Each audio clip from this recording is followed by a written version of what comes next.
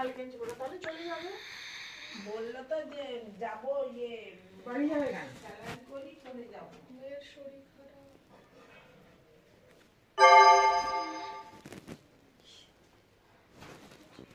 কি রে? ও এই কমফোর্টারটা কে? এটা রনির? না না না, এটা গিয়ে তোমার ভাইয়ারা নিয়ে এসেছিল। ও হ্যাঁ, ছোট বলছিল অবশ্য। আমাদের ভালোই ওই কমফোর্টারটা গায়ে দিচ্ছে, বেশ ভালো গরম তো হয়, মানে তোমাদের এখানে খুব ঠান্ডা ছাড়া গায়ে দেবে। এটা খুব ভোরবেলার দিকে তোমার তাহলে ও ঘোড়ার ডিম ওটা তোলা আছে, দাঁড়াও ঠান্ডাটা দাও। 2-4 দিন গায়ে দেবে। আমাদের মোটামুটি ধরো ভালো ঠান্ডা, লেপ গায়ে দিয়েছে।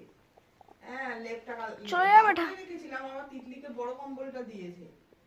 আমরা কম্পিউটারটাতেই আমাদের মোটামুটি হচ্ছে।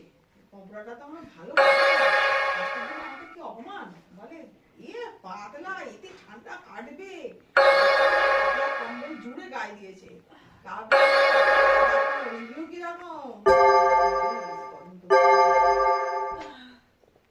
তাহলে মানলো। এবারে যাই না, আবার ডিসেম্বর তো জানুয়ারি ফেব্রুয়ারি পৌষ মাঘের ঠান্ডায় কি হয়। হ্যাঁ, আমি যখন আমি রেডি হচ্ছি বেরোবো বলে। হ্যাঁ এত তখন তো 12:30টা। আমি এলআইসি অফিস গেলাম, সেই এলআইসি ও কিছুই নয়, ও কিছু জমা করতে হবে না, তুমি ওই ফর্ম টর্ম বেকার। আমি ফার্স্টে নেই, ওখানে যে এজেন্ট বসেছিল সে আবার বললো, আমাকে তো দেখে আবার চিনতেও পেরেছে। আমি তার বলে আসলে আমি মাই করে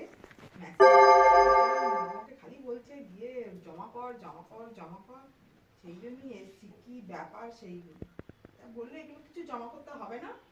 ওটার আর একটা তো এই শুরু হবে জীবন শান্তি, যেটা ওটা তো সব তো জমা করাই আছে। যেটা লাইফ অ্যাসুরেন্স, মানে আমি বেঁচে আছি এরকম একটা জমা করার।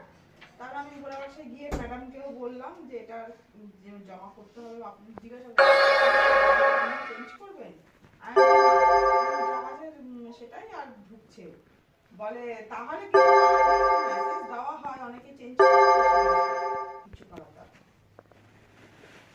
তোর ফার্স্টে তো লাইফ সার্টিফিকেট দিস, একটা দিয়ে দিলেই তো চাইলো না